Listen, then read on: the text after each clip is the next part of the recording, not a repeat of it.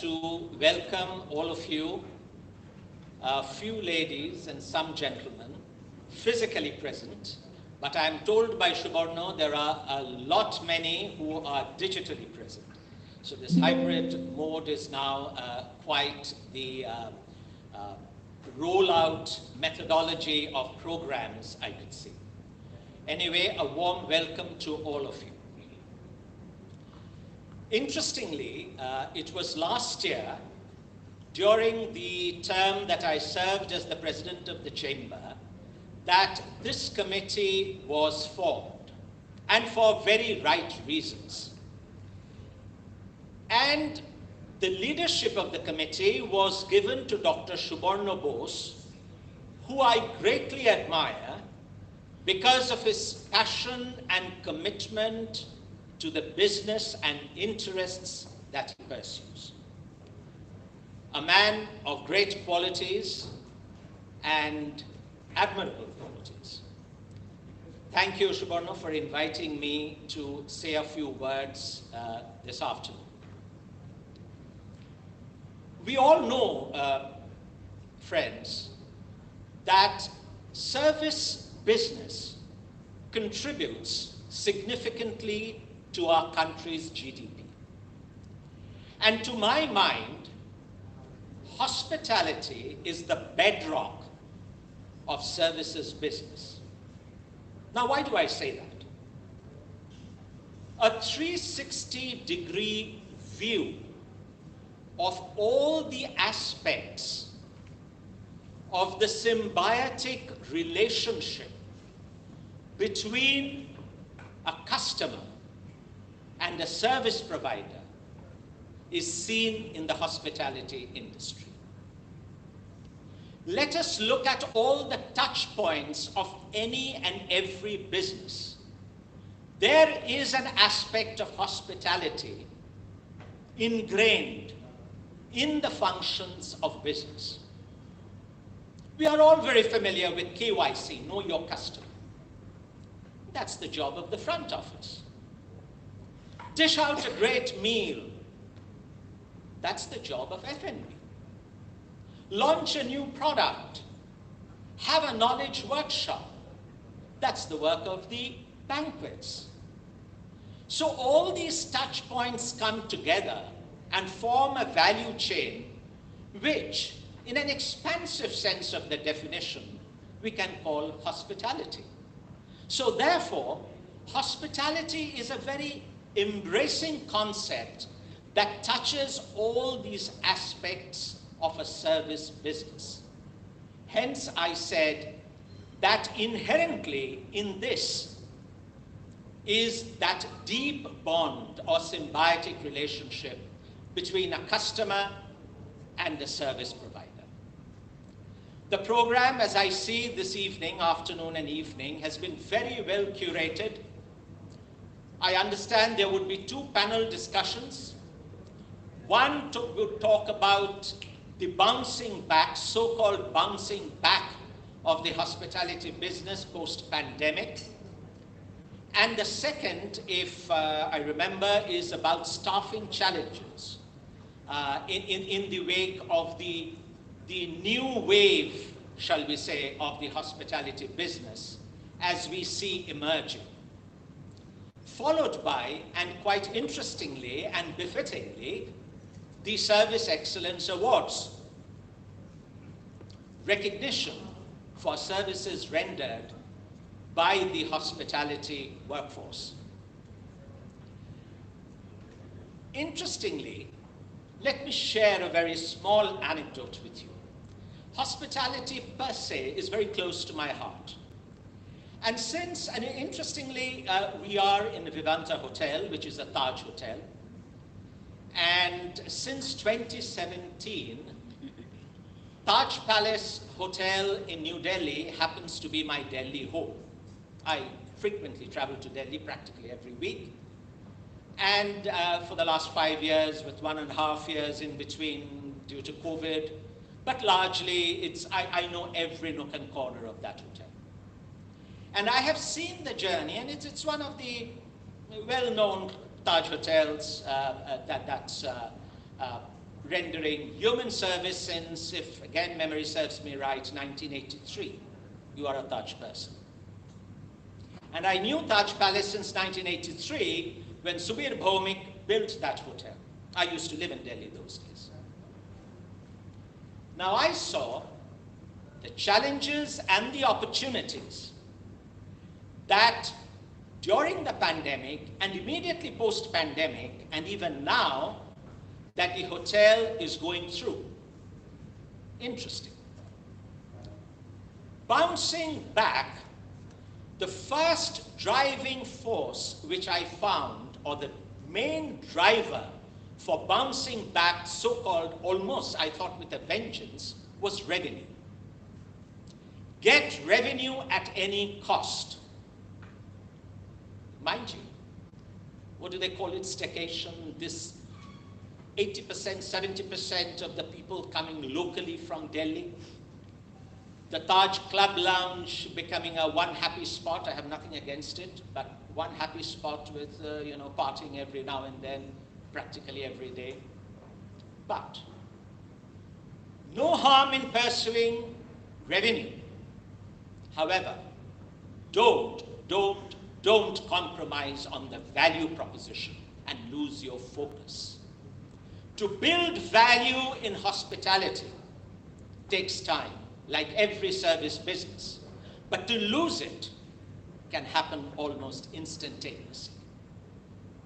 So therefore, the right balance between revenue and value retention is, to my mind, now I'm accustomed, to my mind is very important. I hope this point will be addressed by Paul. I think you are moderating that discussion. The second part, I understand, is about staffing challenges. And that's a big, big challenge. I could see even in Taj Palace, I'm taking that as as an example. 40% of the staff down the line either have lost their jobs, I don't know, but they are not there. New staff are coming in. Some of the managers have gone. There's a lot of disruption. Now, revenue might be doing well, but this is a problem that's coming up. So therefore, how do you make the business sustainable, and what is more important, staff retention, and build a business resilient model? The resilience is the important thing, and how do you do the staffing so that you retain the staff in a way that they feel that they would not leave, or, as it's proverbially called, shown the pig slip. Finally, I understand that there would be the Service Excellence Awards at the end, and that is something which is so important in service industry, because recognition is what matters the most. And recognition for excellence. To my mind, again, the primary quality that one should look at for service excellence is perfection. Perfection, to my mind, is the benchmark of excellence. Of course, it evolves, but should be kept in mind, especially for the young aspirants. I can see some of the students of IIHM here, that they must strive to excel through perfection in whatever activity they are pursuing. I wish all of you very well, and I'm sure the afternoon and evening will give us some good treat, some thought-provoking inputs, and we'll all have a very enjoyable session. Thank you very much indeed. Thank you.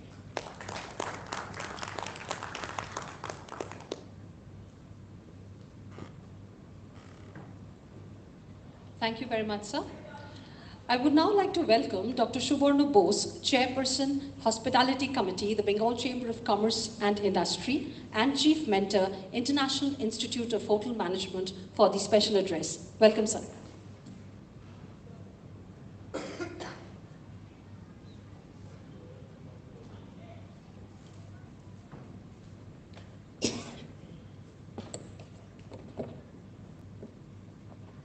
Very good evening, ladies and gentlemen out here, members of the Bengal Chamber of Commerce. Mr. Dev Mukherjee, for your very inspirational words, and all the people here and many people in the YouTube live. The more people are coming and joining. We know that at Calcutta, 4 p.m. is a little difficult time, but then, especially on a Friday. But we're going to have a full house today.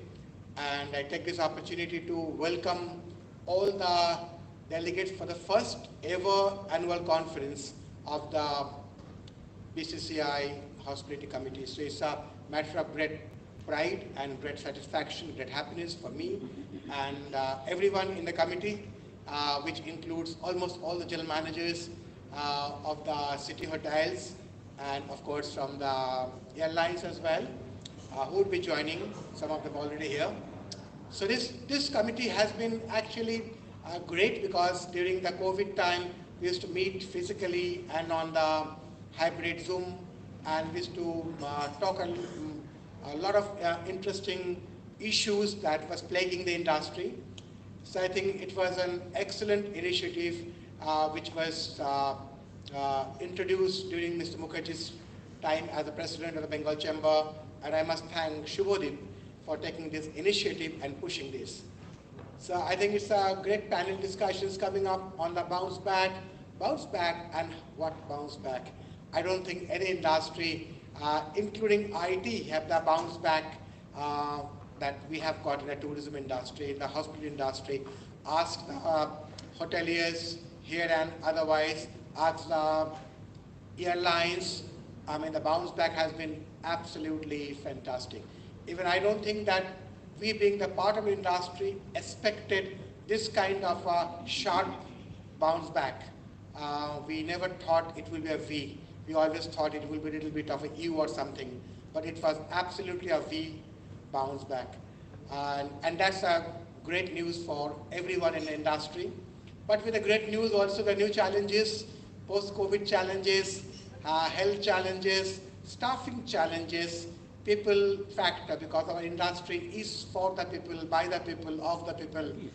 And people is one of the very important issues. And that's one of the reasons why we have kept the staffing as one of the panel discussion topic, and where the youngsters and the people who are running the industry can debate and talk the challenges. Because staffing, I think, is equally in the other sector of the tourism industry, apart from hotels, like airlines, like in tourism, like in tour operators, travel agents, everyone is starved of people now.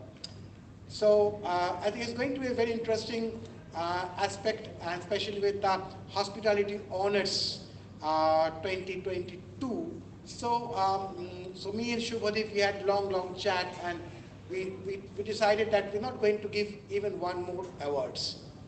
Awards come these days every day, dime a dozen, and we don't want to be in the award segment, especially with Bengal Chamber.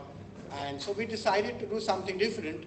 And as Mr. Mukherjee was mentioning, recognition is something that is always welcome, especially when people coming from hard days of the COVID and then coming and becoming successful. I can see people from Taj, you must be elated with their first quarter results. People from ITC, I mean, absolutely fantastic results. I mean, it's celebration time in a little bit. So a recognition is always welcome. So we decided to come with the honors list.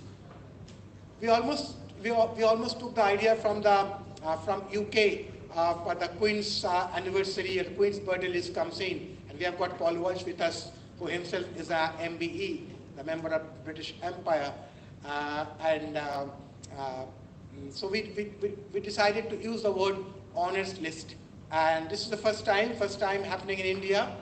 I think in a couple of months' time from now, we'll go all over India and all over a lot of places in the world also with this hospitality honors list. So which will become a little bit of a, if you know, like a Michelin star guide for India and elsewhere.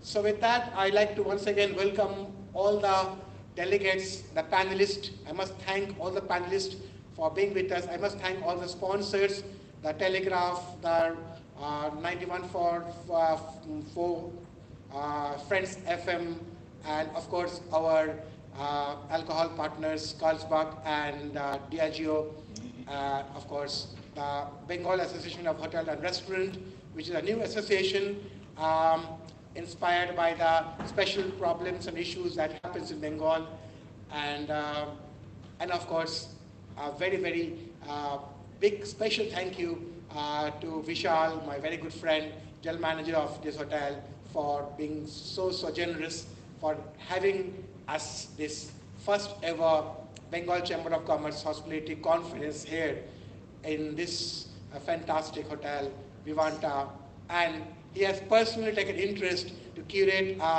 rural Bengal food for all of us, which is absolutely incredible. Thanks, Vishal, and thanks, Vivanta, for all the support.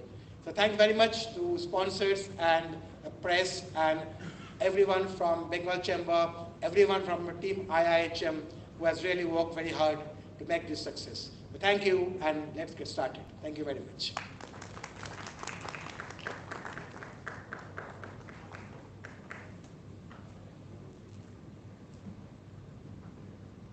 Thank you very much, sir. We would now begin with the first panel discussion, Hospitality Bounce Back. I would now like to welcome the esteemed moderator of the panel, Mr. Paul Walsh, Managing Trustee and Founder, Jungle Crows. Sir, request you to kindly take your seat on stage, please.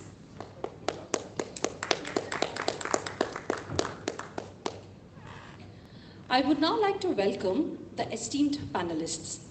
The first panelist, Mr. B.R. Oberoi, Founder and Managing Director, Elgin Hotels Private Limited. Welcome, sir.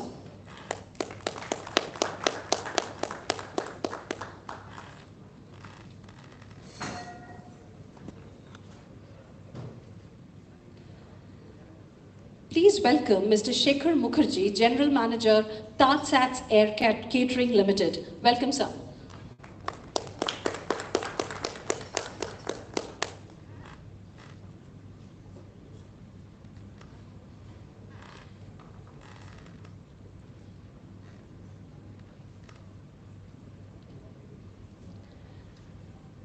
The next panelist is also from the Taj Group, Mr. Saurav Ghoshal, General Manager, Taj City Centre, Newtown. Welcome, sir.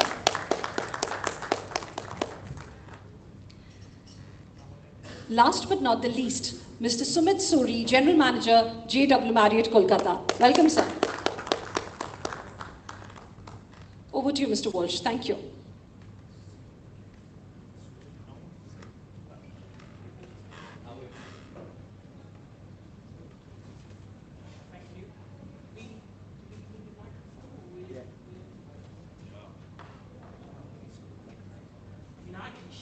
I spend my life shouting.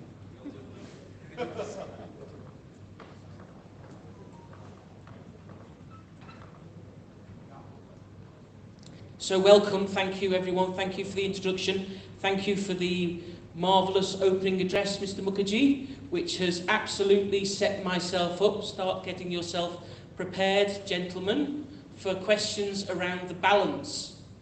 The balance. So I think that's where we're going to start.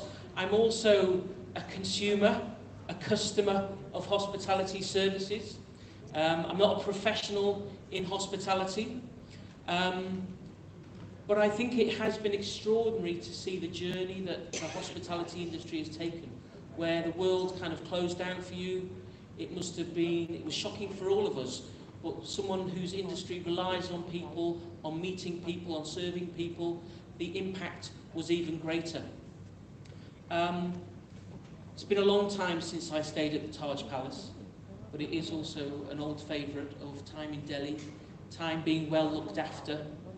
And I think that's really one of the points you were making, Mr. Mukherjee, is that when we walk into a Taj, when we walk into these premier properties, the service that we receive, that we enjoy, is something that's expected to a certain extent, but is also absolutely relied on.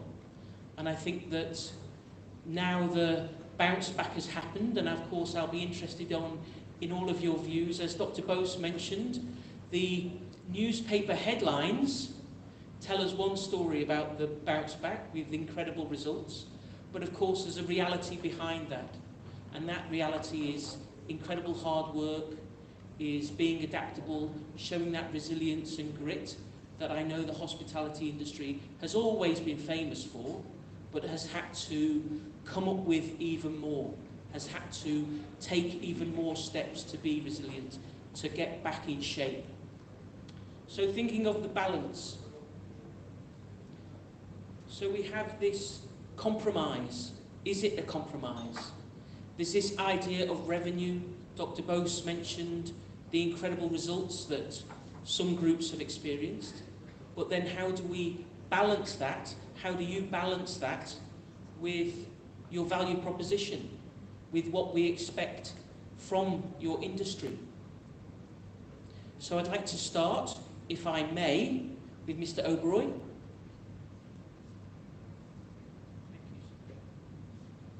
You know, as you rightfully said, that we have bounced back.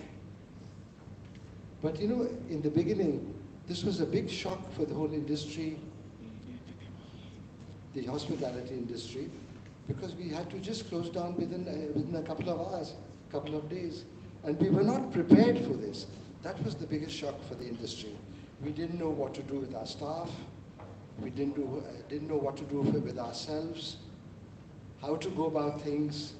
We were just asked to close down our hotels and in about a day, and that was about all. But anyway, I think the hospitality has, to a great extent, looked after their staff.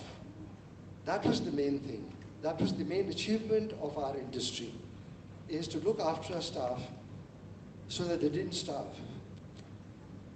Because the revenues that we get and what we give to the staff, and I don't think there's much of a saving for our staff members, for most of our staff members. So they really had a tough time. But we sustained, and to a certain extent, they also sustained to a certain extent.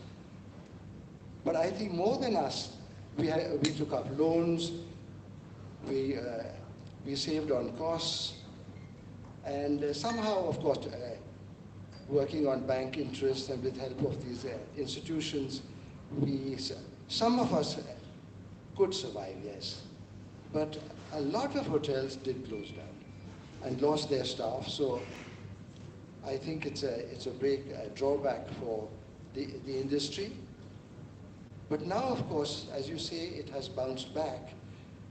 What would you say? I mean, has our industry bounced back, which means the staff also, and not only the hoteliers who, of course, they have the money, they can also sustain.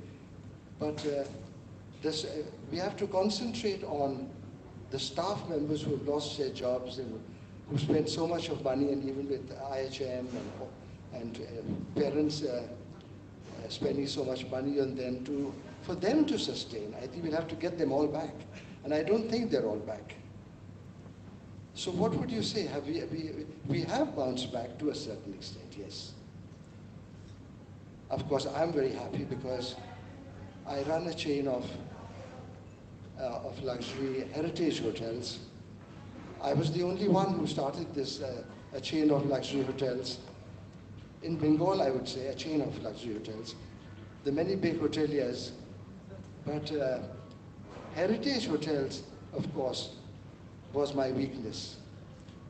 I could have gone in for 4-star hotels, 5-star hotels, but I chose heritage hotels because I thought that brings in the legacy. That brings in the people from all over the world, not only domestic. And people from all over the world don't come to see 5-star hotels or Broad Road. They come to see the heritage of our place, the legacy and the culture. So this is something I think we should all concentrate on more. learn from Rajasthan, learn from different countries like Europe, who have done wonderfully well. If you want people from all over the world, we should have more heritage hotels. And India has a lot of heritage. Rajasthan is doing well.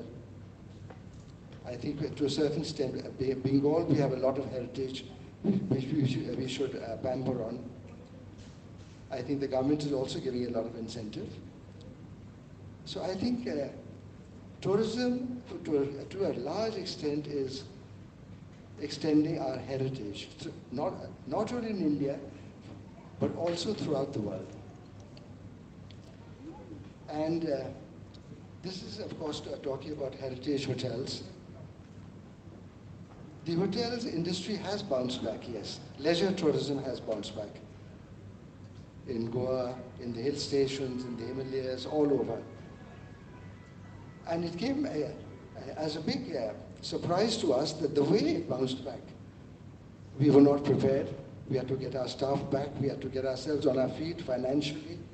The hotels were in a bad condition. We had to get them all into a good shape. So we have seen very, very rough, good days. But I guess, as Doctor says, yes, we have to be optimistic, and we have bounced back to a certain extent.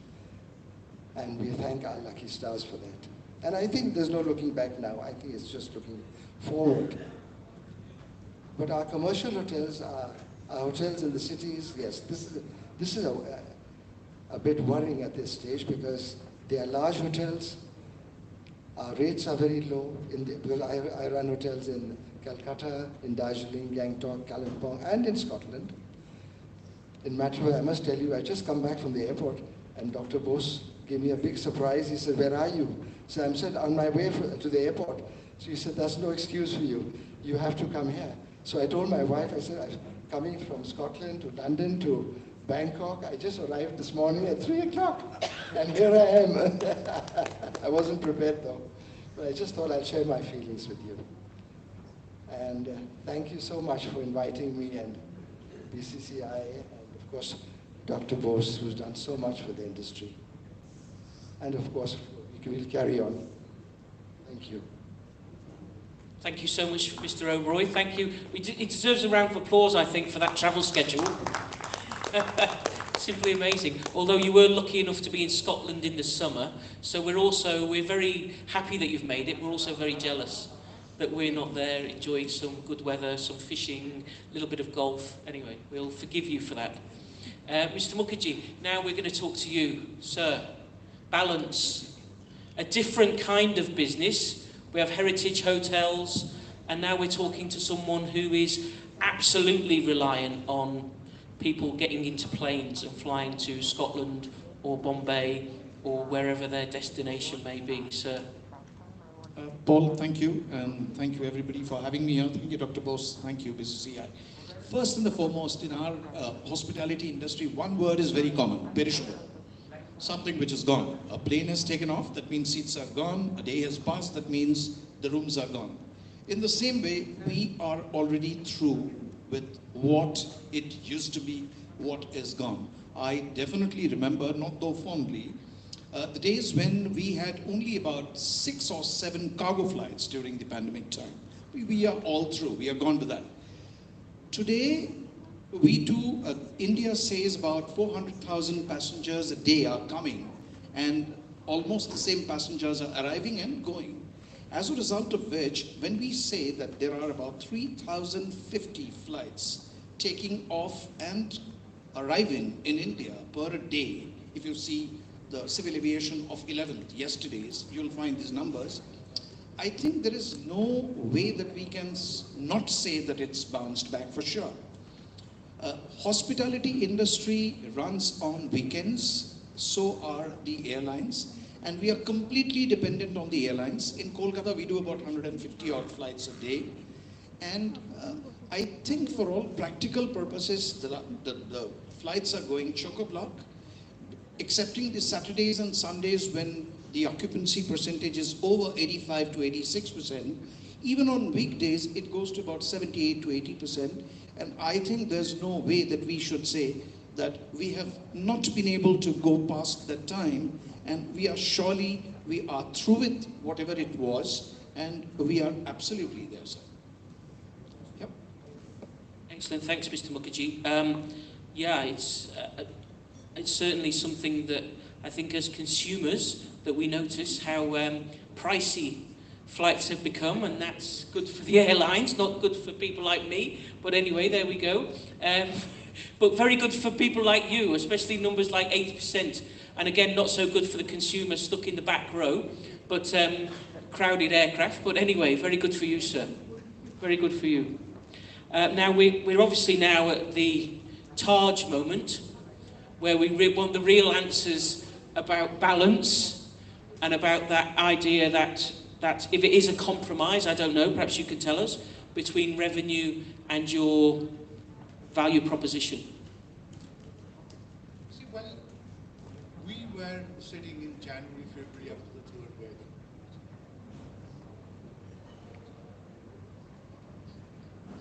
And was waiting to see what would happen. The results of Q1 2022-23 took probably a lot of us by surprise. It's been a bounce back, and no one is complaining, for sure. But taking from what Mr. Mukherjee suggested to all of us, it's not only about growing. Growth is part of us doing business. And in some time, some form or other, we will grow. The business has to grow. It's how we keep up to our responsibilities that's associated with the growth that's happening, to ensure that the growth is sustainable. When we're saying that there is growth, we're saying there is, of course, revenue growth, RevPAR growth, restaurant revenue growth, average per check growth. But why would someone, as a consumer, like Mr. Mukherjee would, come back and continue paying the escalated price point for a longer period of time? So what is for us to now think through is, or would be, is how do we bring in value in Mr. Mukherjee's story and ensure that we're actually investing of what we are making in innovation for the industry, in ensuring that our human resource factors are developed, trained, made ready for the escalated volume of business that's coming our way. And most important factor is ensuring our business is sustainable. And physical sustainability is what I'm talking about. Yes. So bounce back is something we anticipated would happen. It probably have happened slightly earlier than we anticipated. Now it's a bigger task for us to ensure that we give that back to the industry and ensure that we sustain this growth that you've seen, V-shaped growth Dr. Bose mentioned. It will flatten up over a period, of course, but how do we ensure that we invest back into it? That's critical, I think, for us, all of us in the industry to think through. Okay, just a little bit, I'm going to give you a little bit of pressure. Come on, a little bit of pressure. What do you think, Mr. Mukherjee? I give him a little bit of pressure. So this idea of balance, though. So is there a temptation to allow the value proposition to go down a little bit, or? It should not. I don't think we should ever look at from my perspective. It's a long term. The industry is going to be there, was there before us, will be there before, after us, and it's for us to make that platform to ensure that it's sustainable long time. So. Brilliant. Well, the shareholders will be happy to hear that, I think. Thank you. Thank you, Mr. Ghoshal. Now we go to Mr. Suri, the experience of the JW Marriott Group, one of our landmarks in the city. Please share your thoughts and ideas on, perhaps a little bit on balance and how you manage that, this kind of changes that you've had, the challenges that you've had. Thank you, Dr. Bose, for having me in, and of course IIHM for really organizing the first of its kind, and BCC&I, and of course all the panelists and everyone here who's listening. I think I won't speak about the bounce back from revenue point of view, because I think we've all spoken quite a bit, and we all know that it's really given us that heads up, much before we anticipated. I'll actually spend a little more time on the balance from the our associates' point of view, right, and from the overall stakeholders, because I think it's important the balance we look at from all stakeholders. So who are our stakeholders? We have owners, right? Now let's look from the owner's balance point of view, right? Uh, they want revenue to come in, but they also want that the hotel needs to come back to shape, be maintained. They're really people oriented, and the positioning is continues to maintain at the superior level. Because end of the day, they want to ensure that the hotel makes more revenue and they're able to invest more and make more hotels. And that's what we want as a company in Marriott. So I think that's the balance which the owners want. We look at from the associates' point of view, what balance they want. Associates, I think, want, firstly, they want security. We've had situations, we all admit that we had to let go of people. That has really led, today, that time we felt the decision was right. Today we're looking back at the same decision. There's sometimes you think it was a wrong decision, a right decision, but it was a decision. It was a decision of survival. But when you look at from an associate who is a 18-year-old or 21-year-old boy, and you try to get into his mindset, his thought processes are very different, right? And I think of course, they're looking for security, they're looking for growth, they want to work with a company where they know they can learn and become something. And they don't want a situation where tomorrow we just ask them to leave again. So security is one of the important balances which associate wants. We know we are struggling. There's no denial for that. And we know that they want balance of life, right? I think we've realized that after COVID, so many people lost their lives, that today the value of life has become more important. I think in some cases more important than money for a lot of people. So there are people who want their value, they want their time, they want their 1 day or 2 days off. There are times when they feel tired working for long hours, they want balance there. And we try to launch an initiative in Marriott across the country where I think this is the first of its kind, where we've told the associates who work for 9 hours, and anything after 9 hours, we're going to pay them an overtime, rate, money, right? If you're not able to adjust that within the month. So I think that's a bold step during this point of time, and we all need to really, focus on our rostering. So that's what the associate wants. Associates wants to work hard, but they want to smile. They want to be happy, And I think I sometimes feel that their associates were not happy. And I think when I try to go dig into it, why they're not happy, possibly long hours, possibly some tiredness. There is some COVID fatigue which is coming everyone. Like it's just the fact that we're tired. Why we're tired? What is happening? What has changed after 2019? Right? I don't think people have right or wrong answers, but there is some tiredness, and I think what is important is to really give a hard hearing to everyone and try to just make things a little more calm, right? What guest wants from balance? I think guests wants value for money. They want the same luxury, right, which they were getting in 2019, probably even more, because I've realized they're okay to pay a little more money now, what they were paying in 2019. They're ready to pay extra money, but they want value for money. They want people who can understand their needs and create that magic, or create that value proposition for them. We know that numbers have become smaller, right? Although slowly and steadily it's coming back to what it was in 2019, but I don't see those 1,500 and 2,000 people gathering happening in a very frequent manner. I think people are okay to do that 500, 400 close people, but they'll pay that extra price for it, right? And you're right about what Mr. Mukherjee was saying, that a lot of new faces. I was doing analysis in our own hotel. 65% of our associates today are 8 months old. Like, so many new people inducted into the system.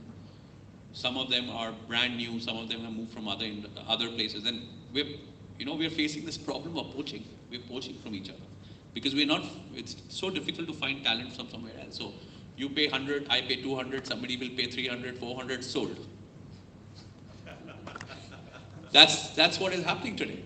And the associates are also, from their point of view, what I lost in 2 years, how do I gain it? Because 2 years, no promotions, no salary hikes, retrenched. So how do I get those 2 years in 1 year? Right? So 10% hikes, 15% hikes is no longer the bargain. 40%, 60%, 80%, 100%, 200%. And they are takers who are ready to give, right? Person who's getting 15,000 straight away to 35,000. So that's obviously causing a lot of imbalance everywhere, because and then you have your loyal associates who stayed with you, who haven't got that increase, but we're not able to give them a 40%. So I think we have to be extremely careful of what we're doing, what decisions we're taking. And I think the number one and the most important thing is we have to try and, now whoever we've got, I think the number one priority should be we have to hold them. We have to take care of them so that we don't have this retrenchment. It's settling down. And the good part is it's settling down. It's getting better every month, but I think it's important for us. We have a busy season ahead, right? And I think we have to spend money on our properties, a lot of money on cleanliness, product, because that balance is what guest is looking. Today, the guests have become very critical on cleanliness. Honestly, domestic customers were not, it was more with international, little less with domestic. But today, a domestic customer is very, very, if you're charging them 10,000, 9,000, 12,000, doesn't matter, very, very prominent about what cleanliness. They know exactly what cleanliness. I think the COVID protocols has taught everyone what cleanliness means, right? And if you don't follow it, they won't come back, right? So I think there's a balance required. There's a lot of work required in maintaining the hotels, because I know we couldn't spend so much money on the product, but now we have to. We have to do the 2 years work in the next 6 months. We have to spend time on that. The eye for luxury, right? We have to train people what luxury means. And luxury just doesn't mean swanky or great food or things. There's a lot more to do. What is luxury? I think a lot of people don't understand that. We have to train. And I think the most important part, the human element of empathy. And I think that's what we really need to do, because if our associates are happy, right, and that's what we keep on telling in Marriott, if our associates are genuinely happy, they will genuinely smile through the mask. You can't see the face, but you can see the eyebrows. And they will genuinely make sure that the guest is comfortable, the guest will come back, and the business will come back. And I think that's where the real balance will happen. So I think if I have to just put one point, the root cause of where we need to focus more is our associates. We get that right, we'll have more revenue, and the balance will be maintained. And I think that's one of my number one priority. Thank you. Excellent. Really amazing comments. I know we're a little bit pressed for time, and we're also strayed into the theme for the next group discussion. But I think which is about staffing. But I think that's really inevitable, isn't it, with the industry that's being discussed here, is that hospitality is really about people. And we can have as much technology, we can have as much kind of things, swank. We can have as much swank as we like, but what people are really relying on and really looking for is the people skills and the people around them, and that empathy and that warmth. And we'll perhaps go back down the line, and I think you finished, Mr. Suri, on a really good point, your one kind of takeaway, which is your kind of the idea of associates. Mr. Ghoshal, you would have one kind of takeaway from perhaps the technology and innovation that you've made, something that strikes you as being something, a learning from the pandemic, and something that you've noticed during the bounce back. See, one part of the bounce back is that whatever we have achieved in the quarter that has come is predominantly from the domestic market, be it business travel or be it leisure travel. It has come, it's contributed by the domestic market. So there's still some more to go as we move forward in the years. Hopefully international travel will come back. We're still anticipating international business and leisure travel to come back. But when all of that comes together, technology will be critical. Technology, as COVID stuck, we got very conscious as humans that what should we touch, what should we not touch, where should we expose ourselves and what we should not expose ourselves to. So I think it will be critical for the industry to invest, innovate, and identify what is important now to give back to our consumers when they come back to our hotel, to ensure that they feel safe and secure and clean as an environment. I think that's where the key will be as well. Excellent, excellent. Mr. Mukherjee, come on, tell us, give us your bit of wisdom. Flight kitchens are supposed to be a benchmark of food safety management system. I hope so. And absolutely. As a result of which, when you see lots and lots of issues with the one which is on ground, you will hardly find anything which has happened in the air. And we ensure that we put priority to food safety first, and then comes the other priorities. As a result of which, when it comes to safety in food, service of food, I think we were always there right from day one. However, we have ventured into lots of other things, out of which one, as you said, we must talk about. We have started curated cuisine at your doorstep, Cumin. Cumin service has done, first it started with the hotels, and now the flight kitchens, which always were doing the flight catering only, we have ventured into non-aviation catering also. That's our takeaway from the last 2 years. Thank you. Thank you. I just tell my small story on flight aviation. So I've, like many of us, we've flown around the world in different classes, different standards, had all sorts of cuisine. But perhaps the greatest airline meal I've had recently was on the special flight that flew directly from London to Calcutta on Air India. And the steward came round and he said, veg, non-veg. I said, oh, I have non-veg. And he put in front of me one box, and I opened it, and it was a biryani. And he said, beer? I said, yes, please. And he gave me 2 cans of beer, and it was perhaps the greatest meal I've had on a plane for many years. Very simple, good biryani from your kitchens, 2 cans of beer, slept like a baby, brilliant. So thank you for that. You said you came back from London. No, that was going. The food on the way back wasn't nearly as I will good. inform the airlines because the airline chooses the menu. It's great, it was great. And so simple and brilliant, and Yes. Absolutely. Mr. Oberoi, perhaps we can ask you to give us the final word on Bounce Back. Please, sir. Our industry, the hospitality industry, it's an industry of human relations. I think that is the most important thing, is to get loyalty from our staff, to give them, and how you're going to get that loyalty is incentive and warmth, of course. And it's only then that they can put in their best. To a superficial service and something that comes from the heart is different. So I think we'll have to really get our staff back and tell them that, well, we mean business, we're going to look after you, and do anything with your heart, yes. It has to come from the heart. So I think I give a lot of value to this.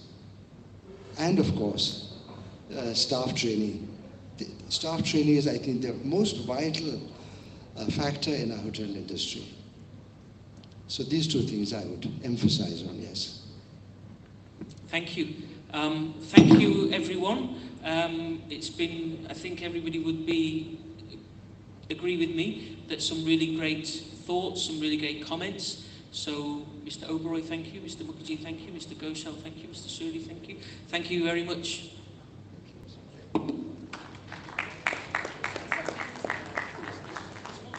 So we have a small token of appreciation for our esteemed panelists to be handed over by Mr. Walsh. So kindly if we can have the tokens, please.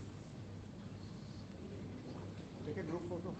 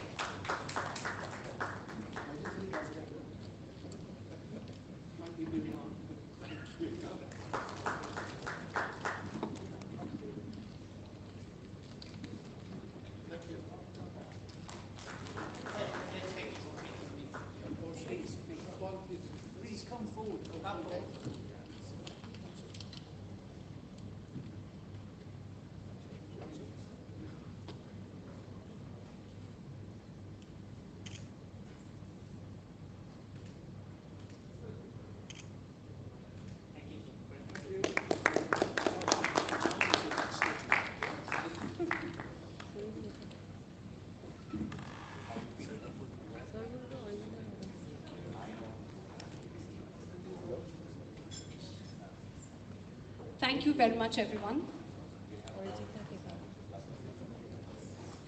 We will now begin with the second panel discussion on staffing challenges, its impact, and the way forward in the hospitality industry.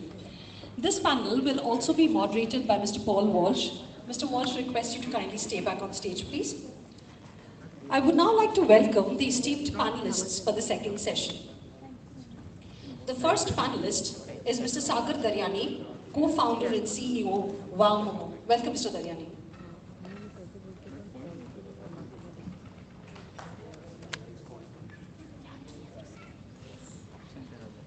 The second panelist is Mr. Sean Kenworthy, chef and restaurateur, Kolkata.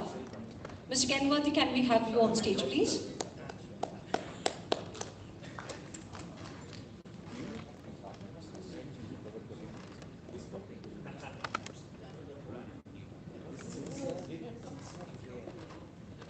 The third panelist is Mr. Abhishek Sachdeva, Hotel Manager, Fairfield by Marriott. Welcome, Abhishek.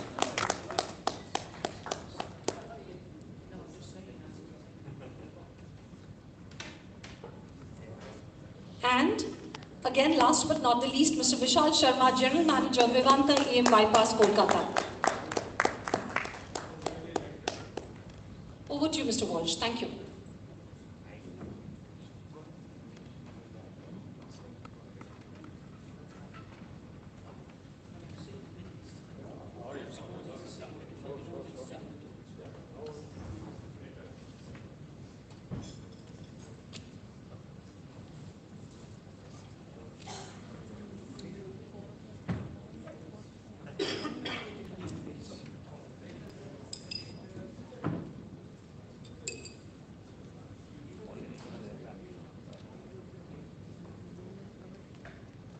So evening again, everybody. Good afternoon. It's great to remain on the stage and great to welcome some more great hospitality celebrities and well-known personalities from the city. So the previous session, much of the discussion was actually about people, about associates, staff, colleagues. Dr. Bose set us off really when he said by the people, for the people, of the people, and really that was clear from the last discussion that although we talked a little bit about technology, a little bit about health and hygiene, really everybody's comments and everybody's thoughts came back to the subject of people, and I think people at every level is what makes, I mean probably what makes every industry, but more than anywhere else, the hospitality industry. And of course it's a critical issue, been a very challenging issue, and so I'd really like to start by perhaps going down the panel and asking for some thoughts, some comments on how you've managed the people, how you've coped with the coming back from the pandemic, how the bounce back is affecting you in good ways. Let's have some good stories, as well as perhaps some challenging stories. So perhaps start at that end, Mr. Sharma, with some Taj. Keep the Taj theme going, please, sir. Thank you, Shyam. Thank you so much. Thank you, Dr. Bose, for having me in the panel. And very, very important and very, very interesting subject about the people who work for us, for the brands. And there are many stories in last, which we have seen, the entire brand has seen. I'm sure in rest of the brands also the same stories, how people really demonstrated the values by standing besides the brand and helping the guest, or as Taj, we also did a lot of we took a lot of initiatives also to help the people. Now, coming back to the period of COVID was really something which was we never expected actually that something will happen, and rightly said in the earlier panel also that this entire thing changed so fast, means within days, as Mr. Oberoi also commented, that within days everything for people was changed. There was no work in the hotel. People were sitting at home. Some were getting salaries. Some people left due to pandemic. And I agree with Mr. Suri, especially on while the panel was discussing about the bouncing back. But that time it was like we were clueless that what exactly we should do. Either shall we ask them to sit at home, or we reduce the salaries, or how? Because yes, when it is a managed property, then the owner's interest also comes in between. But somehow our people are who's our strength, so they also came with a lot of ideas on retaining the people during these difficult times, and the family, actually the family of our associates, they were the one who suffered the most, because there was no work, hotels were empty, and it was lockdown. So there was a lot of pressure on the monetary or the non-monetary fronts, which we all have seen during this COVID period. But now things are slowly coming back. But still, the staffing and getting the skilled manpower is still a challenge with the industry. Thank you. So still challenges. Still challenges? Indeed. All of us, I suppose, over the past hour or so have already established that the manpower requirements, the demand and supply equation is skewed in the favor of associates. And as Sumit mentioned earlier, it's really where you're getting the best bet. Talking about the best bet, during the previous panel, I got reminded of a certain situation where someone had said a few things, and I would just sort of like to repeat it and get the audience to sort of appreciate that perspective.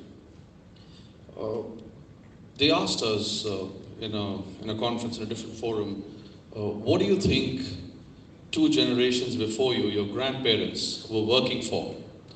They were working for food, shelter, a basic quality of life, a certain earning to take care of their basic requirements. What do you think the generation of your parents was working for? Well, they had already been guaranteed food and shelter from their previous generation, so they were working to create some assets, some investments, buy an apartment, a car perhaps, kids' education. The next one is the most interesting one. What do you think our generation is working for? Basic life, quality of life was provided by the grandparents. The next set, a certain finer aspects of life was provided by the parents. What is this lot working for? Lifestyle, social media presence, they want to, everything they do, they want to make sure that they're seen, and work-life balance. Do we reckon the term work-life balance, which we use so often today, was used maybe 3 decades ago in a bank? Not really, right? So the outlook of today's generation, the associates, has changed over years as to what need are we addressing for them when we are inviting them to come on board as our colleagues, as our associates. So once we understand that better, is when we start winning in this race that we're running right now. And up against perhaps organisations that Each allow other. them to bring pets to work or provide Precious, slides, yeah, creches. precious. So the challenge is even greater perhaps. Indeed is. Where people do need to work, it's hard work. I spoke to some young IIHM students just 2 days ago, and I started by telling them about hard work. Their eyes glazed over a little bit, but it is a challenge, huh? Indeed is. And mind you, like I said, all of this that we're offering is one way or the other finding its way to the others, right? It's nothing is behind closed doors anymore. You offer a certain benefit, a certain incentive, it will find its way to others through social media. So everything spreads, the information spreads really quick, and hence once we know what is it that we want to differentiate ourselves with as an employer of choice, it will take no time if you've got the right aspects nailed on. Very good. So we go to Mr. Kenworthy. Tell us some of your experiences. People, challenges, so I'm exceptions. A bit irritated with Abhishek actually. I came in here just finding out it's going to be about staffing, and I'd also read that article saw that video. And I was going to just cruise through that. So Who was the video by? I can't remember. Oh, was that a conference? So anyway, we've heard of the hoteliers. So the hoteliers, to a certain extent, have always been obviously in a much better position as far as staffing is concerned. They get the cream coming to them. In many ways, I mean, that's the reality. I'm forever saying to the hoteliers, whatever CVs you refuse, you turn down, send them to me. I'm sure I can find them work, which is fact. But in the standalone segment, which to a certain extent I've spent almost all my life in, really, there's much greater challenges there, where, and obviously, I mean, there's challenges across the board there, so we don't really have, obviously, there are staffing rights to a certain extent in India, but I don't know what they really are. I've never read that book. And staff in standalone restaurants really don't have much say about what they do, what the company does with them, and they pretty much use them through, really. So that's one of the biggest challenges I think we have in the industry. But also, on the other hand of that, the staff are also a bunch of people that are needy. They have families, don't necessarily earn particularly much money in the industry. And they'll also leave a job for 1,000 rupees, which has gone on for years and years and years. And if an employer within that mass segment, which is a much bigger segment to a certain extent than the hotels, if an employer takes an interview on the 25th of the month and says to the guy, I want you to join me from tomorrow, and he'll say, no, sir, I have to give a month's notice. He said, don't worry about your salary, I'll pay you a month's salary. So there are many problems that we face in the industry, and I think, if anything, I think one of the biggest changes, and obviously why we're not finding the amount of staff that we used to before, is that during that first lockdown, everybody went home.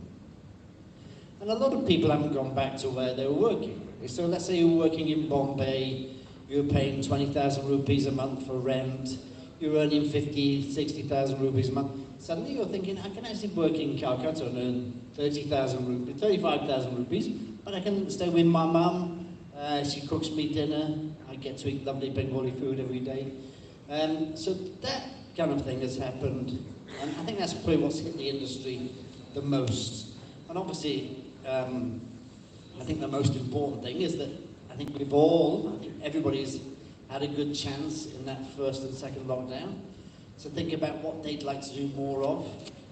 what kind of a job they'd like to have for themselves a bit more, and what that job is going to give to me. And I think in history, in India, that wasn't really a choice many people had at one point in time. I think there is this thing about, and just interviewing people these days, they're quite sure about, do I get this, do I get that? I mean, just interviewing youngsters, or even people who have been in the industry for years, they want much more out of the industry than they had, let's say, pre-COVID, which is a great thing, I think. So challenges, obviously, they'll always be there in our industry. I think, for me, in many ways, coming from the UK, I've been saying for years and years to restaurateurs, like, why do we have so many people in the restaurant or in the kitchen? I mean, for me, I'd much rather have, instead of having 30 people, I'd much rather have 15, but I'd rather pay them well, and I'd rather have 15 people that I can be dependent on every day to come to work, to be part of a team, and not be absent and just keep leaving and moving and shifting. So I think that's been probably the best thing for me, to be now moving into new projects, saying let's have limited people, let's not just keep hiring people on whims and fancies and paying them literally nothing, not taking care of them. Let's have people some people that they have some experience that we can depend upon, or pick up youngsters that are really ambitious, interested in doing better. So I think those are the minus and the plus points for all of these staffing issues. Great, Sean, thanks. Sorry that you've lost your chance to do the YouTube speech, stolen from you. So now we come to perhaps a different model again. We've heard from two hoteliers, we've heard from Sean, and now a business that's... Yeah, Sean, yeah. And it's you know, everybody knows your brand. Everybody's enjoyed Momo's late at night, early in the morning, all over the city, all over the country. But with that comes some unique challenges, I'm sure. No, definitely. You know, I mean, like you know, I keep saying we are a people's business. I mean, our industry provides jobs to 8 million people, and it's growing at a CAGR of more than 20% year on year. That's massive. I mean, we are one of the biggest job creators for the economy. And you have someone like Mr. Bose running IIHM. I mean, he's like a factory giving out people, and we need those people, right? So yeah, I mean, I've always believed that, you know, we keep talking about stakeholders. You know, it's customers, it's investors. You know, it's your vendors. But you know, what's very important is your employees, right? I keep saying that, you know, one good employee can get you 10 good employees. You know, they need to walk the talk. You need to walk the talk. They've become a living example for other people in the organization. So my head chef who joined me, you know, he joined me at a 3K salary part-time. He would come and make momos early in the morning.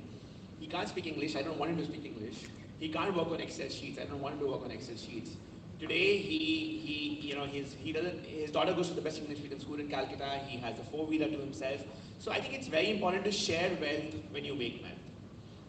And you know, you have to do that with your employees. I think we have a employee stock option of 15% in our company. And you know, it's not just for the top management, it's for people at different age groups, at different levels of the organization. You know, you complete 5 years, you get some ESOPs, you complete 7 years, you get more ESOPs. So I think it's very important to reward them. I mean, like Mr. Oberoi was mentioning about incentive, you know, it's not just about the money, it's about the way you give them respect, it's the way you treat them, it's the way you make them feel. And I think one organization that really stands out is, again, by the data, which is Starbucks. You know, I mean, they get 2 weekly offs in a day. Every employee has ESOPs, and you see the attrition rate is the lowest. So you learn from the best practices, right? One thing I really feel is, you know, it's very, very important for us as an entrepreneur to be very transparent with your team. So when COVID happened, our businesses fell down by 1/10. You know, I mean, literally the journey was like a Bollywood blockbuster, and suddenly, you know, the business just falls. You know, you have 4,000 employees, you don't know how will you pay salaries, you've never seen losses. It is scary, you know, as an entrepreneur. For yourself, it's very scary because you're locked up in a room, your entire world is your laptop. You do feel scared. You're like, you know, you're taken aback. It leads to mental depression, it leads to anxiety. Because ultimately, you know, you've made a commitment. You have to stand tall and, you know, give them those salaries. But then you also have to take some tough calls. So what we felt was it was very important to be transparent with our team. The lockdown happened in March. For the month of April, we paid complete salary. But then we felt that everyone has to bear the larger pain for the larger gain of the organization.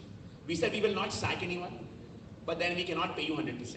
So we moved to a 50% structure for people not coming. For people coming to the store, it was 70%. And trust me, it brought a smile to everyone's face in the way that, we were able to hold on to jobs. There were some people, who themselves left, because they felt they could go in their locality, sell vegetables, do something, earn more. When COVID lockdown restrictions fell apart, they came back, we welcomed them back. But what we learned is, we just learned the art of, like they say, united you stand, divided you fall. I think that was the time of unity, of bearing the pain for the larger gain. And I think today, each one of them, what you do as an organization in tough times stands for times to come. The fact that we took a call that, we will pay salaries, but we will not sack anyone, it was a tough call. I was lucky by God's grace that, I had investors, I had the funding money. There were many of my restaurants friends who never had that. And I know what they went through. In the best interest of creating jobs, of being an employer, no one wants to sack anyone. But those were troubled times. You have single restaurants, you have smaller chains who are not funded. What do? And honestly, and I'm being very candid, we got no support from the government. Today our industry demands industry status. Do we get it? No. We're the largest job seekers. So I think it's high time that we are looked at very differently. We need that special attention. Look at it from the restaurant's perspective. We don't even get GST input now. And then you have norms where you start charging GST on curd, on milk, on everything. So it's like it's like a double whammy, right? And then you have to find your own way out. The good thing is that in our fraternity, I think what COVID did was it made us all united. When it came to negotiating rentals with landlords, the landlords were super helpful, super supportive. The malls were super supportive, and that's why we are alive. So it's been an ecosystem. It's been an ecosystem of your employees, of your landlords, of yourself, of your restaurant members, and I think a huge round of applause for everyone who survived COVID and is still sitting here. We've actually been someone like a cockroach which has experienced the earthquake and is still alive. So yeah, hats off to the industry. I think it's a very versatile, very challenging industry, and it's here to stay. Great, lovely. Big round of applause, yes. Everyone. So the question for our conversation was also about the way forward. So I think everybody's touched on how they coped, how they managed, how they worked together. I think there's one interesting point that you made was about there's no sort of secrets anymore. There's nothing, that's, I suppose, social media. It's everybody shares everything, everybody knows everything. And I suppose that's a good thing, but it's also creates some new challenges. But the way forward, that's going to be ever more present. The team is going to understand what everybody else in the team is doing. So we think about the way forward. Are there things, Mr. Sharma, within the Taj that you can share with us that perhaps are something innovative, something interesting, a lesson that you've learned that's changed what you're going to do in the future?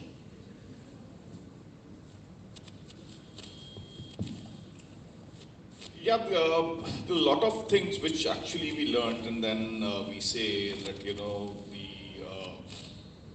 the new experiments which we never thought of while we are into hoteliering business. So the same way our lot of initiative came during this COVID time, where everyone was running for the revenues and revenues and revenues, so that we can meet our expenditures and the fees and all other expenditures. So the biggest teaching actually, we started exploring the ideas which we never thought of, or maybe we thought that this is not our cup of tea. But yes, we all started thinking beyond. Actually, the right example is cumin, which came out from this only.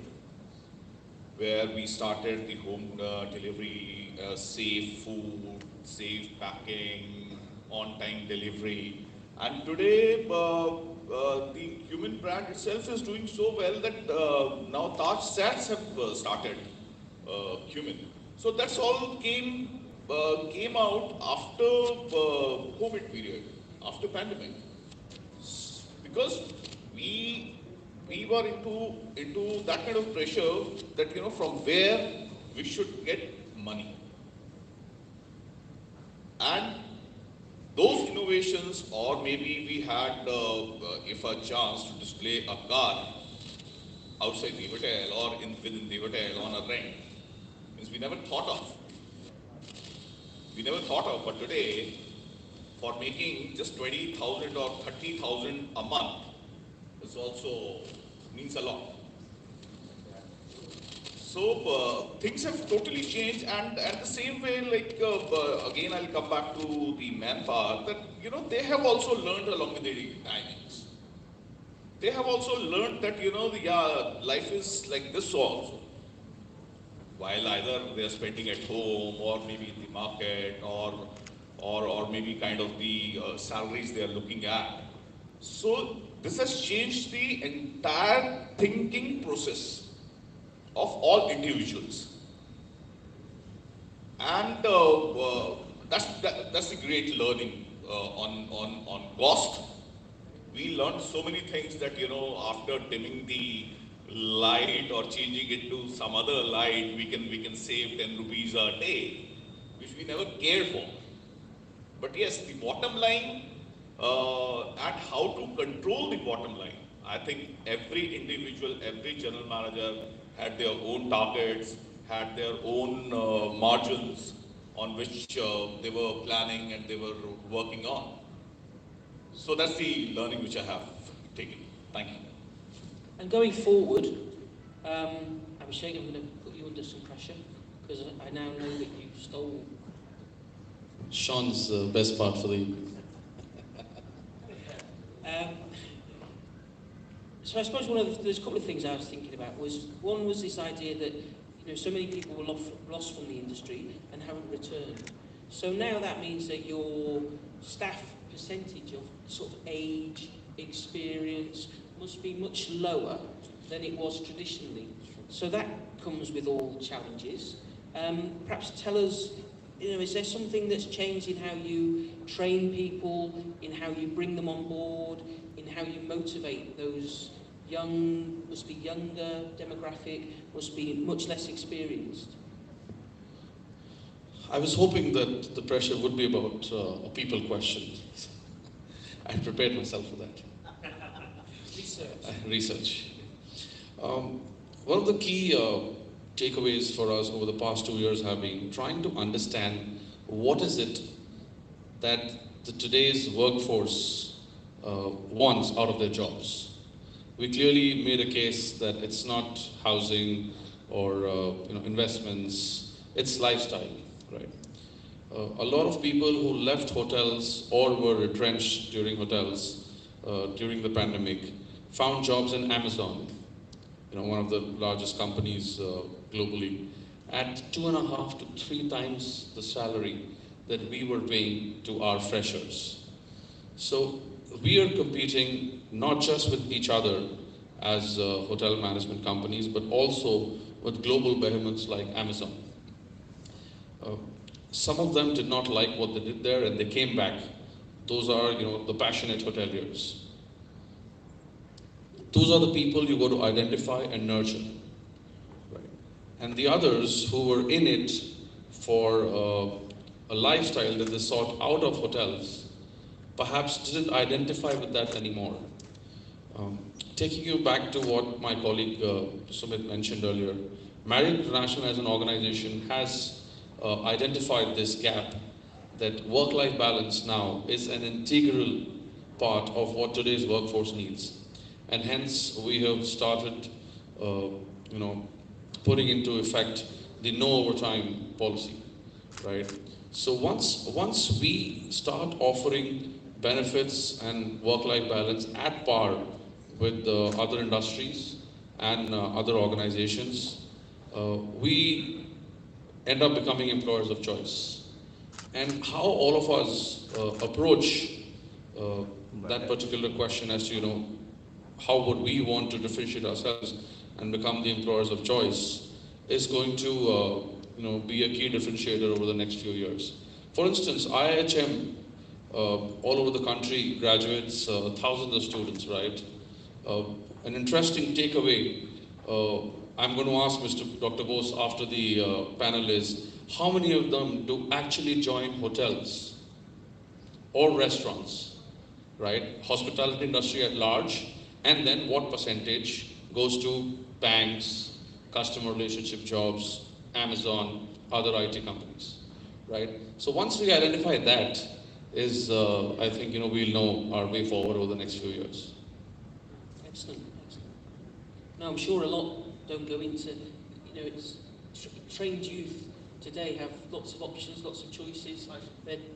What makes them make those decisions is very different to people graduating 5, 10, 15 years ago. Absolutely. So managing to keep up with those changes, with those motivations, is very challenging, Sean. So tell us about what, the friendly, happy, smiling face of hospitality. Come on. You must have seen some interesting ideas, initiatives in your experience to keep people, to motivate people, to make sure that businesses have successful way forward. So I think I can start on behalf of IIHM saying that the really, really smart students don't end up going into hospitality at all. That's a fact. They end up in banking sector or, it's just reality. As Dr. Bose will tell you. But we've had some incredible students that have gone into all sorts of sectors. But we also had some incredible students that have joined the hotel industry and done really well. What was your question? Sorry, Mr. Walsh? What were you saying? So just thinking about your young graduate today, have you seen ideas, concepts that have motivated and steered people towards hospitality rather than banking and other industries, from your experiences? So I think our industry will always be somewhat of a challenge, I think, really. And obviously, within the industry, obviously the hotels from day one offer some sort of structure. So if a student leaves IIHM, goes into the industry, gets an operational trainee position, they know to a certain extent where they're going to be within a few years.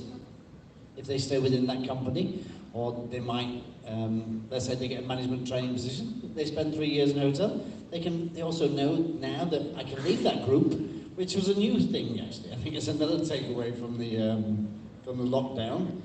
So many people that stayed with hotel chains forever have suddenly jumped ship, and maybe jump ship again by now, really realising that actually if I keep moving around within my segment, I can make much more money, better for my family, blah, blah. There's maybe not as much pride maybe within being, that member of the Taj forever or the Oberoi forever, which there probably was. And I know that this happened around the world. Lots of my friends that work with Hyatt International, blah, blah, have suddenly started moving around a lot more than they'd ever dreamed of. So that's interesting. And I think, obviously, like I say, I do tend to spend most of my life outside of hotels. Well, I drink quite a bit in hotels, but that's a different thing. I think in the standalone segment, like I say, it's always an incredible challenge, just because there's never usually any structure, unless you join a brand or a company.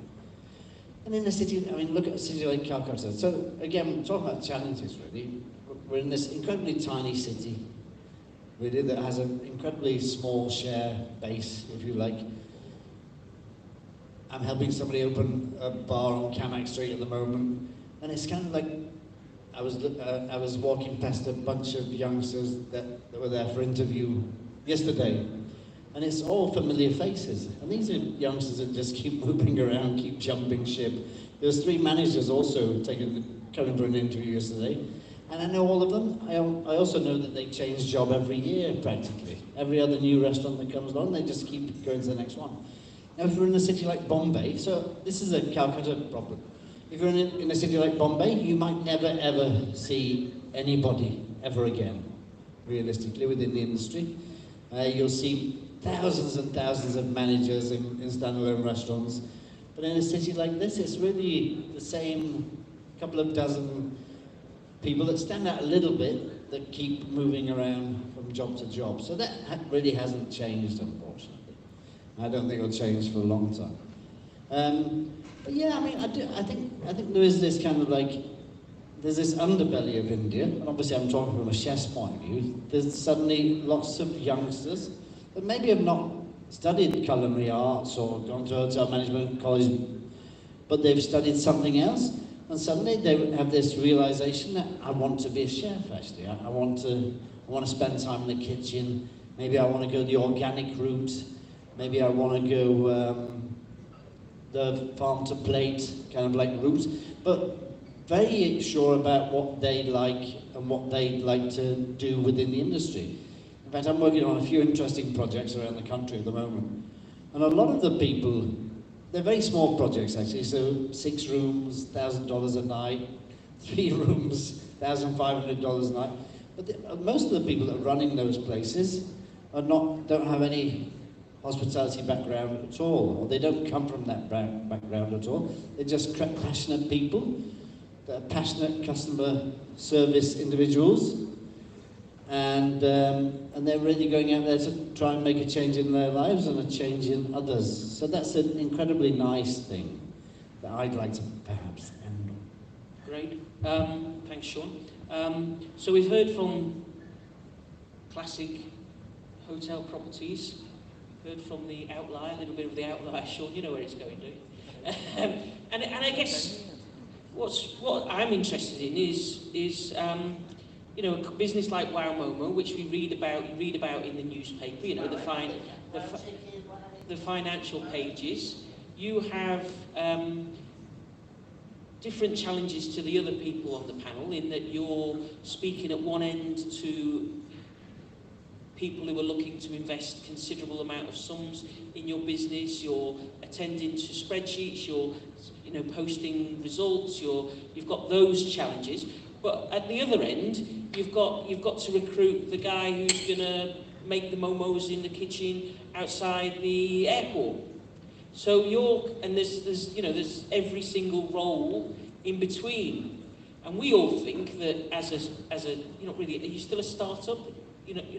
Still a startup, okay. Once a startup, always a startup, okay, yeah. You like to keep that little badge of startup honour. We all think that, you must have these amazing ideas, you must do these incredible things, how can we copy some of them? Or perhaps you don't. But I always have this idea that there must be incredible stuff that you do, and you have this kind of magic dust that you sprinkle over people to kind of get them on board. Because it is, in a way, not now, but at the start, it's a leap of faith, isn't it? To kind of join a startup, accompany this person, this brand you've never heard of. So come on, tell us your secrets. So, very good question. I'll come to that. And, I'll also ask part of Abhishek's question. So, many of these students who are at IIHM or any other hotels management school, they don't just go and join jobs. They also start their own startup. The number of restaurants opening in the country, QSR, is massive, it's huge. I mean, Mr. Bose must be having so many from his college going out. I mean, Santa Chula is one of them, they passed out and now today they're a brand in Calcutta. So yeah, I mean, like I said, this industry is thriving, right? Our population in today's day and age is our biggest strength. We are a consumerism market, and food is something which goes by the word of mouth. And today's day and age, the word of mouth is word of social media. It's not just about food, it's about Instagrammable food. It's about jo dikhta hai, wo bikta hai. As simple as that. But yeah, coming to your question, I think, as a startup, as an entrepreneur, you need to keep reinventing and reinventing and reinventing. That's very important, right? And that's why I say I'm a startup, and what's a startup, always a startup, because they need to keep redefining yourself.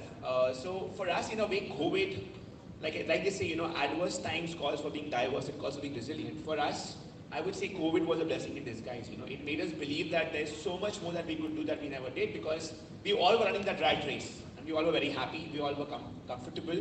I think COVID got us out of the comfort zone. It made us think differently. So in our case, to be very honest, just like how it was for Cumin, in our case, delivery was only 20% of our business. And when consumers were not coming to you, you had to think differently. You had to think about how do you, enhance more throughput sales. How do you become a going concern?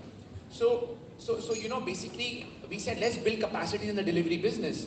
We completely changed our entire packaging. We made momos delivery friendly. We launched a new product line like Darjeeling momos, which was value for money below 100 rupees, because what sells online is deals. It's value for money. It's a meal for one, meal for two. COVID brought in a new concept. People would order for the entire family. Now they were doing solo meal ordering. So COVID actually did a lot of transmission. We have another brand called Wow China. So wherever we had a Wow China store, we actually did a Cloud Kitchen Wow Momo there. Wherever we had a Wow Momo store, we did a Cloud Kitchen Wow China there. Because see, you had to use your asset to the fullest, right? Restaurants are shut, no one is sitting down. So use that space to sell. Because at that time, it was about survival. And then, we realized something for ourselves, being a startup, that, in India, there's a major belly expansion happening. It's about, about identifying the right cuisine gap. Belly expansion. Belly expansion happening in India. In India, we eat out 6 times a month. We order in 6 times a month and we eat out 14 times a month. In the US, it's 300 times a month you eat out and you order in 90 times a month. So imagine, it's huge, right? And we have to get there. And we have scale. We have a huge population, right? So we felt that there's a belly expansion happening in the country. You have to identify the right cuisine gap. And people talk about, owning market share. For us, it's about owning the share of the stomach, right? So that's why Wow is the brand. Wow Momo is a vertical. Wow China is a vertical. Wow Chicken is a vertical. Identify the cuisine, plug and play. So today, if you ask me, have I maxed the art of selling momos? No. I have maxed the art of doing QSR in the country. Getting maximum throughput sales from small square feet stores. And to get that going, coming to your question, get the right people for the right job. Today, me and Vinod, my co-founder, started. We got in 2 more co-founders as we grew. Because if you try and do everything by yourself, it doesn't happen. So you have to build a team. It's a team that gets a brand. And what attracts new talent to you is the power of growth, the power of dreams. Show them those goals, show them those dreams, and go and walk the talk. Today India is aspirational. Everyone wants to work hard. Everyone wants to go out there and not just create wealth for themselves, but they want to create value. And creating that value is, where people want to come and contribute. Today in my team, in my creative team, the copywriter is excited because she has something new to promote every day. It's Azadi Ka Maha Utsav day after tomorrow, or whether it's Janmashtami, or whether it's Raksha Bandhan today. You have to promote. And in India, we like celebrating events. We like celebrating occasions, and food is intrinsic to celebration. So this industry is never going to, see challenges of a shutdown or a lockdown or whatever it is. I think we've seen the worst, and even if the worst from here gets, God forbid, even if more travel days are to come, the fact that we could all survive COVID, my father saw it for the first time in his life. I saw it for the first time, and maybe my kids will read it in the history books. But there's so much of learning here that you have to reinvent, and I think that's been a learning for me as a startup, to reinvent. Brilliant, thank you. Thank you to everyone, I think. We've heard some great lessons. Certainly now I've learned that my belly expansion is a real positive, and that I shouldn't feel bad about it or be shy in sharing my belly expansion. So thank you. Further plans, that's the bounce back. So thank you everyone, and thanks ever so much for being on the panel, really good. I think we're going to hand over some mementos.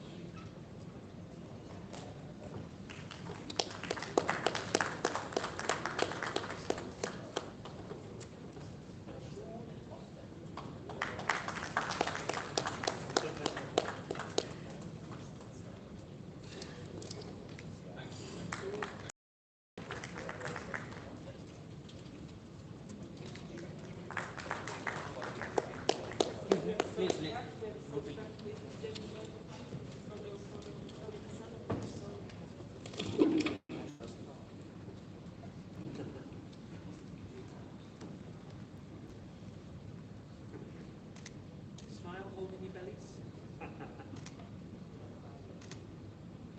Thank you. Some value.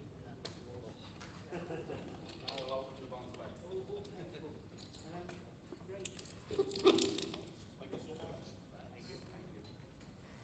Thank you, second. Thank you. As usual.